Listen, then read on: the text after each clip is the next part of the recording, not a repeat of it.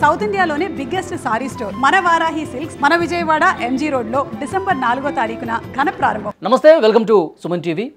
ప్రస్తుతం ప్రపంచవ్యాప్తంగా కూడా ఆర్టిఫిషియల్ ఇంటెలిజెన్స్ విప్లవం నడుస్తోంది. ఆర్టిఫిషియల్ ఇంటెలిజెన్స్ రావడంతో చాలామంది కూడా ఉద్యోగులు కావచ్చు, ఉద్యోగాల కోసం వెతికేవాళ్ళు కావచ్చు, ఒక భయం అనే ఆందోళన అనేది కనిపిస్తుంది. ఎందుకంటే ఒక పనిని 100 మంది 100 గంటల్లో చేసే పని ఈ ఏఐ వచ్చిన తర్వాత 1 గంటలో చేసేస్తుంది, మా ఉద్యోగాలు పోతాయని ఉద్యోగుల్లో ఆందోళన. లేదు, నిరుద్యోగులైతే ఈ ఆర్టిఫిషియల్ ఇంటెలిజెన్స్కి పోటీ పడి దాన్ని నేర్చుకుని ఏ విధంగా మన ఉద్యోగాలు నిలదొక్కుకోవాలి, ఇది కూడా ఒక పెద్ద సవాల్తో కూడుకున్న పని. సో మారుతున్న టెక్నాలజీకి అనుగుణంగా అసలు ఏమేం చేస్తుంది, ఏఐ వల్ల భవిష్యత్తు ఏ విధంగా మారబోతుంది, ఇవన్నీ కూడా మనం తెలుసుకునే ప్రయత్నం చేద్దాం ఈ వీడియోలో. ప్రముఖ టెక్ ఎక్స్పర్ట్ రోహిత్ నామా నాతో పాటు స్టూడియోలో ఉన్నారు, మాట్లాడదాం. రోహిత్ నామా నమస్తే. రోహిత్ నామా, ఈ ఆర్టిఫిషియల్ ఇంటెలిజెన్స్ గురించి చాలా మందిలో చాలా భయాలు ఉన్నాయి. ఇంతకుముందు నేను చెప్పినట్టు ఉద్యోగాల విషయంలో నిజంగా అలాంటి పరిస్థితి ఉంటుందంటారా? సో ఇప్పుడు నా జాబ్ గురించి తీసుకుందామండి. ఒకప్పుడు కొన్ని టాస్కులు చేయాలంటే కొంచెం కష్టం ఉండేది. అంటే మొత్తం ఒక సర్చింగ్ ప్రాసెస్ కానీ, అండర్స్టాండింగ్ ప్రాసెస్ కానీ, ఇవన్నీ కొంచెం టైం పట్టేది. ఈరోజు అదే టాస్క్ నేను చాలా ఎఫిషియెంట్గా చేయగలుగుతున్నాను. ఎందుకంటే మన ఏఐ వచ్చి నాకు హెల్ప్ చేస్తుంది కాబట్టి. సో కొన్నిసార్లు గంటలో చేసేది నిమిషాల్లో అయిపోవచ్చు, రోజు చేసేది వారంలో చేసేది కొన్ని గంటల్లో అయిపోవచ్చు. సో ప్రొడక్టివిటీ అనేది చాలా పెరిగింది. అండ్ సాఫ్ట్వేర్ ఇంజనీరింగ్లోనే కాదు, మొత్తం అన్ని విషయాల్లో ప్రొడక్టివిటీ చాలా పెరిగింది. సో ప్రొడక్టివిటీ పెరిగితే ఏమైందంటే మీరు అన్నట్టు చాలా ఎఫిషియెంట్గా వర్క్ తొందరగా అవుతుంది. సో తొందరగా అయినప్పుడు కంపెనీస్ ఏం ఆలోచిస్తాయి, ఇన్ని జాబ్స్ మనకి తొందరగా అవుతుంది కదా, ఇప్పుడు ఎందుకు చేసేస్తుంది, మ్యాన్ పవర్ని తీసేద్దాం అని చెప్పి ఆలోచిస్తాయి. అదొక్క రీజనే. ఇప్పుడు చాలా విధాలుగా హెల్ప్ అవుతుంది అన్ని విషయాల్లో మనకి. కాకపోతే కంపెనీస్ ఇప్పుడు ఎలా ఆలోచిస్తున్నాయంటే, ఇప్పుడు companies billions of dollars money spend చేస్తున్నాయి. వర్కౌట్ అవుద్దో కాదు అన్న టెక్నాలజీ కూడా ఇది 100% మొత్తం మార్చేదని కాదు, మోస్ట్లీ మార్చే ఛాన్స్ ఉంది. సో అలా అని చెప్పి కంపెనీస్ బిలియన్స్ ఆఫ్ డాలర్స్ ఎందుకు స్పెండ్ చేస్తున్నాయంటే, సో ఇది ఎంత వర్కౌట్ అయినా కాకపోయినా ప్రొడక్టివిటీ పెరుగుతుంది. ప్రొడక్టివిటీ పెరిగితే నాకు ఆల్రెడీ నా బడ్జెట్ తగ్గుతుంది అండ్ వేరే కంపెనీస్ బడ్జెట్ కూడా తగ్గుతుంది. సో మన టూల్స్ వాడతారని చెప్పి సో వాళ్ళు ఓన్లీ ప్రొడక్టివిటీ మీదే బెట్ చేసి, అంటే ఉద్యోగాలు పోవడం అనేది దాని మీద బెట్ చేసి వాళ్ళు ఇన్వెస్ట్ చేస్తున్నారు అనమాట. ఓకే. సో ఉద్యోగాలు పోవడం అనేది చాలా వరకు జరుగుతుంది. కాకపోతే దీన్ని మనం అనుకున్నట్టు దీన్ని నెగిటివ్ ఆస్పెక్ట్లో చూడకూడదు. ఎలాంటి ఉద్యోగాలు పోతాయి అనేది కూడా మనం చూసుకోవాలి. సో మనం ఏదైతే ఒకటే టాస్క్ని మళ్ళీ మళ్ళీ చేస్తామో, రిపీటెడ్గా చేస్తామో, ఆర్ లేకపోతే ఎక్కువ నాలెడ్జ్ లేని టాస్క్స్ కానీ, ఓకే ఎందుకంటే మన ఇండియాలో ఆర్ పర్టికులర్ మన తెలంగాణలో కూడా మొత్తం సర్వీస్ బేస్డ్ జాబ్స్ అండి చాలా వరకు, రైట్. ఇన్నోవేషన్ జాబ్స్ తక్కువనే. సో సపోర్ట్ డెస్క్లు కానీ, కాల్ సెంటర్స్ కానీ, అవి కానీ ఏంటంటే మన దగ్గర చాలా ఉన్నాయి. సో ఇలాంటి వాటిని ఏతో రిప్లేస్ చేయడం అనేది చాలా ఈజీ. సో మొత్తం జాబులు పోతే లేదని పక్కన పెడితే మన ఇండియాకి ప్లస్ తెలంగాణకి చాలా ఇంపాక్ట్ ఉంటుంది. ఓకే, అది ఒక ఆస్పెక్ట్ ఆఫ్ ఇట్. సో దీన్ని ఇంకొకటి ఏంటంటే, ఎవరికైతే నాలెడ్జ్ ఎక్కువ ఉందో, బిజినెస్ నాలెడ్జ్ కానీ టెక్నాలజీ నాలెడ్జ్ కానీ ఎక్కువ ఉందో వాళ్ళు ఎప్పుడైనా బాగానే ఉంటారు. ఇది కాకపోతే ఇంకొక విధంగా వాళ్ళకి వర్క్ అనేది వస్తూనే ఉంటుంది. సో మనం కూడా ఏంటంటే నాలెడ్జ్ పెంచుకునే దాని మీద, నాలెడ్జ్ వల్ల ఉండే జాబ్స్ అనేది మనం ఫోకస్ చేయాలి, అదొక ఆస్పెక్ట్. ఓకే. ఇంకొకటి ఏంటంటే, ఇప్పుడు ఫర్ ఎగ్జాంపుల్ ఒకప్పుడు మొత్తం ఎడ్ల బండ్లు కానీ, గుర్రాలు కానీ మొత్తం అవే ఉన్నాయండి. దాని తర్వాత కార్లు వచ్చాయి, బైక్స్ వచ్చాయి. సో మరి అప్పుడు ఒకప్పుడు అది మొత్తం ట్రాన్స్పోర్టేషన్ అది అయినప్పుడు, ఇది వచ్చినప్పుడు వాళ్ళ ఉద్యోగాలు పోయాయి ఒక ఆస్పెక్ట్లో మనం చూస్తే. బట్ వేరే ఉద్యోగాలు వచ్చాయి అండ్ చాలా ఉద్యోగాలు వచ్చాయి యాక్చువల్లీ దానివల్ల. సో సిమిలర్లీ ఇండస్ట్రీ రెవల్యూషన్ కూడా ఏంటంటే, ఒకప్పుడు మనం నూనె తీసే విధానం కానీ ఏదైనా కానీ చాలా మాన్యువల్గా ఏఐ గురించి దానికి అవగాహన పెంచుకుని దానికి మోల్డ్ చేసుకుంటే ఇంకా ఎక్కువ ఆపర్చునిటీస్ వస్తాయి అన్నమాట. సో ఇప్పుడు ఇంకొక విధంగా ఎలా చూడాలంటే, మనం ఇప్పటివరకు సాల్వ్ చేయలేని ప్రాబ్లమ్స్, ఇప్పుడు వ్యవసాయంలో ఉన్న ప్రాబ్లమ్స్ కానీ, హెల్త్ కేర్లో ఉన్న ప్రాబ్లమ్స్ కానీ, చాలా ప్రాబ్లమ్స్ ఇంకా సాల్వ్ అవ్వలేదు.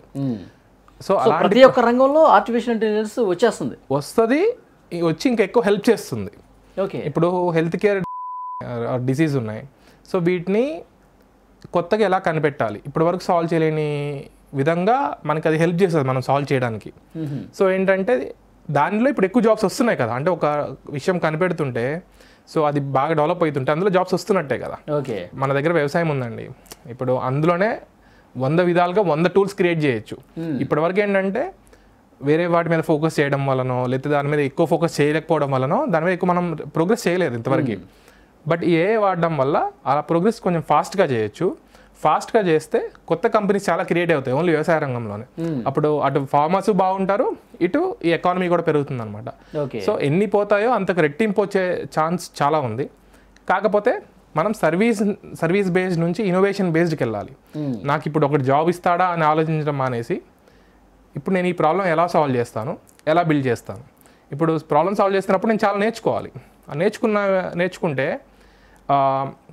నేర్చుకునే ప్రాసెస్లో నేను హ్యాండ్స్ ఆన్ ఎక్స్పీరియన్స్ చేస్తాను. అంటే కొత్తగా నా సొంతంగా నేను టూల్స్ బిల్డ్ చేస్తాను. ఆ ప్రాబ్లం సాల్వ్ అవ్వకపోయినా కానీ ఈ టూల్స్ నేర్చుకున్న దాని మీద మనం ఉద్యోగం సంపాదించవచ్చు కదా.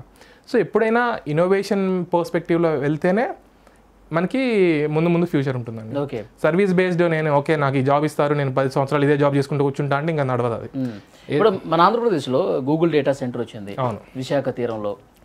సో ఆ గూగుల్ డేటా సెంటర్ రావటం వల్ల అది ఏఐకి కనెక్టివిటీ కదా. అంతే. సో షూర్గా అంటే ఏఐ కనెక్టివిటీ అంటే ఇప్పుడు ఏఐ మొత్తం డేటా కావాలి, ఆ డేటా ఎక్కడ దగ్గర స్టోర్ చేయాలి. ఆర్ ఇప్పుడు మనం ఏం చేసినా కానీ ఇప్పుడు మనం ఏం అడుగుతాం ఒక క్వశ్చన్, అది ఒక సర్వర్ మీద రన్ అవుతుంది, రైట్. అంటే ఇప్పుడు ఎక్కువ క్వశ్చన్స్ అడుగుతున్నాం కాబట్టి ఇంకా ఎక్కువ సర్వర్స్ కావాల్సి వస్తుంది. సో ఆ డేటా సెంటర్లో ఏంటంటే ఈ సర్వర్స్ అన్ని స్టోర్ చేసి ఉంచుతారు. డేటా స్టోర్ అవుతుంది, సర్వర్స్ ఉంటాయి. సో మనకి ఆ డేటా యాక్సెస్ చేసి ఆ సర్వర్స్ రన్ అయ్యి మనకి కావాల్సిన ఆన్సర్లు వస్తుంటాయి కదా. అంటే భవిష్యత్తులో ఇంకా ఎక్కువ డేటా సెంటర్లు అవసరం పడుతుంది కావచ్చు. భవిష్యత్తులో ఇంకా చాలా డేటా సెంటర్లు వస్తాయి. అండ్ మీరు చూస్తే ఇంతకుముందు చిన్న డేటా సెంటర్లు కట్టేవాళ్ళు. ఇప్పుడు గూగుల్ది చూస్తే biggest data centre in the world. అవును, ఇంకా చాలా వస్తాయి. ఇప్పుడు జెఫ్ బెజోస్ వీళ్ళు ఏం చేస్తున్నారు, నాకు ఇక్కడ కూడా కాదు, నాకు స్పేస్లో డేటా సెంటర్స్ కావాలంటారు. ఎందుకంటే ఆ డేటా సెంటర్ పెట్టాలంటే చాలా ఎనర్జీ కావాలి. సో ఎనర్జీ ఎక్కడి నుంచి వస్తుంది, వాటర్ నుంచి, కోల్ నుంచి మనకి ప్రైమరీగా. సోలార్ వస్తుంది కానీ అంత ఎఫిషియెంట్గా రావట్లేదు, సో అది సరిపోదు మనకి. బట్ వాటర్, కోల్ ఎన్ని రోజులు మనకి ఉంటాయి. సో ఎనర్జీ దానికి పోతుంటే మన ఎలక్ట్రిసిటీ కాస్ట్ కూడా పెరుగుతుంది కదా. సో అవి లిమిటెడ్ రిసోర్సెస్. సో వాటిని డేటా స్పేస్లో సోలార్ ఎనర్జీ చాలా ఫాస్ట్గా ఎక్కువ కన్జ్యూమ్, చాలా ఎక్కువ పనిచేస్తుంది. అక్కడ వాటర్ అవసరం ఉండదా? అంటే మనకి ఎనర్జీ వస్తే చాలండి. ఇక్కడ ఏంటంటే మన దగ్గర అక్కడ నుంచి మన ఎర్త్కి ఎనర్జీ వచ్చే టైంకి సోలార్ ఎనర్జీ పవర్ తగ్గిపోతుంది. సో అది మనకి ఎక్కువ మెటీరియలైజ్ అవ్వదు. సో మనం ఎంత ఇన్వెస్ట్ చేసినా మనకు తక్కువ పవర్ వస్తుంది అనమాట. సో అది ఎఫిషియెంట్ కాదు. అదే స్పేస్లో ఏంటంటే సోలార్ ఎనర్జీని ఎక్కువ ఆప్టిమైజ్ చేయొచ్చు. అది ఎక్కువ వస్తే కావాల్సిన ఎనర్జీ మొత్తం దాని నుంచే ఉంటుంది. ఓకే, సో మనకి ఇక్కడ నేను విన్నది ఏంటంటే డేటా స్టోర్ చేసేటువంటి ఆ బాక్స్లో దాన్ని కూల్ చేయాలంటే ఎక్కువ వాటర్ కావాలి అంటారు. కూలింగ్కి వాటర్ ఒకటే కాదండి, వేరే లిక్విడ్స్ కూడా చాలా ఉన్నాయి. ఓకే, కూలింగ్కి మాత్రమే కాదు వాటర్. మెయిన్ వాటర్ ఎనర్జీ పరంగా మనం వాడుతున్నాం as of now, hydro electricity పరంగా కానీ అలా కానీ. ఓకే, సో అన్నిటికన్నా ముఖ్యమైనది ఎనర్జీ, అది లిమిటెడ్ ఫ్యాక్టర్. సో ఇప్పుడు ఇంకా చాలా డేటా సెంటర్లు వస్తాయి. మీరు చూస్తే గూగుల్ రాగానే ఇంకొక 3 డేటా సెంటర్స్ అనౌన్స్ చేశారు ఏపీలో, రైట్. సో ఏంటంటే వస్తూనే ఉంటాయి, కాకపోతే మనకి అది లిమిటెడ్ రిసోర్సెస్ వల్ల చాలా ఇష్యూస్ కూడా ఉంటాయి. ఇప్పుడు ఏఐని వాడుతున్న కొద్దీ డేటా సెంటర్లు అవసరం పెరుగుతూ ఉంటుంది. ఎందుకంటే ఒకప్పుడు చాలా మంది వాడలేదు ఏ కానీ జనరల్గా వాడలేదు. సో ఏంటంటే ఎక్కువ డేటా లేదు, ఎక్కువ క్వశ్చన్స్ అడగలేదు, ఏం జరగలేదు కదా. సో ఇవన్నీ నుంచే ఏఐ విప్లవం అనేది స్టార్ట్ అయింది. అవును, ఇవన్నీ ఇంకా ముందు ఇంకా చాలా పోతున్నాయి. ఇప్పుడు మొత్తం కంప్యూటేషన్ అవుతుంది. ఇప్పుడు ఒకప్పుడు అంటే ఇప్పుడు ఫర్ ఎగ్జాంపుల్ నేను ల్యాప్టాప్ మీద చేసే టాస్క్లు చాలా వరకు కూడా ఆటోమేట్ చేసేయచ్చు. సో ఇవన్నీ ఆటోమేట్ చేయాలంటే సర్వర్ మీద రన్ అవ్వాలి. సో సర్వర్ మీద రావాలంటే ఇంకా నాకు చాలా సర్వర్లు కావాలి. సో ఇంకా అసలు దీనికన్నా 10 రెట్లు డేటా సెంటర్లు వస్తాయనేది నా ప్రిడిక్షన్. ఇంకొకటి అమరావతిలో క్వాంటమ్ కంప్యూటింగ్ అని చెప్పి ఈ పదం ఎక్కువ వినిపిస్తుంది. ఏంటి దీన్ని కొద్దిగా ఎక్స్ప్లెయిన్ చేయండి. సో క్వాంటమ్ కంప్యూటింగ్ ఏంటంటే ఒక ఎక్స్ట్రీమ్ లెవెల్ ఆఫ్ కాంపిటీషన్. ఇప్పుడు మన హ్యూమన్ బ్రెయిన్కి కానీ మన సర్వర్స్కి కానీ అంటే ఒక పని చేయాలనుకోండి ఫర్ ఎగ్జాంపుల్, దానికి కొంచెం కాంపిటీషన్ కావాలి.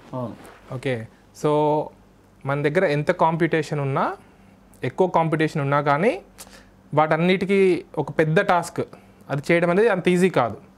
ఓకే, క్వాంటమ్ కంప్యూటింగ్ మనకు ఒకసారి వర్కౌట్ అవ్వడం స్టార్ట్ అయితే చాలా పెద్ద టాస్క్లు కానీ చిన్న టాస్క్లు చాలా ఎఫిషియెంట్గా కానీ అవడం జరుగుతుంది. సో దానివల్ల ఎఫిషియన్సీ చాలా పెరుగుతుంది అండ్ దానివల్ల వచ్చే అవుట్పుట్స్ అసలు ఇంకా చాలా ఉంటాయి అన్నమాట. So quantum computing is very hard to achieve. అది వస్తే మాత్రం ఒక రెవల్యూషనరీ అవుతుంది. మన ఇప్పుడు ఫర్ ఎగ్జాంపుల్ డిఎన్ఏ డేటా ఉంది, మన చాలా డేటా ఉంది. ఆ డిఎన్ఏ డేటాని డీకోడ్ చేసి ఆర్ మొత్తం చేయాలి అంటే మన బాడీలో చాలా ప్రోటీన్ బేస్డ్ డేటా అన్నీ ఉంటాయన్నమాట. వాటిని సాల్వ్ చేస్తే మనకి చాలా హెల్త్ డిసీజెస్ సాల్వ్ అయిపోతాయి. మెడిసిన్స్ ఇవి లేకుండా చాలా వరకు సాల్వ్ అయిపోతాయి. కానీ అది సాల్వ్ చేయాలంటే మన నార్మల్ కంప్యూటింగ్ వల్ల అవ్వట్లేదు. ఓకే, సో ఎక్కువ హై లెవెల్ సూపర్ కంప్యూటర్ టైప్లో ఉంటేనే మనకి అవి రన్ అవుతాయి అన్నమాట.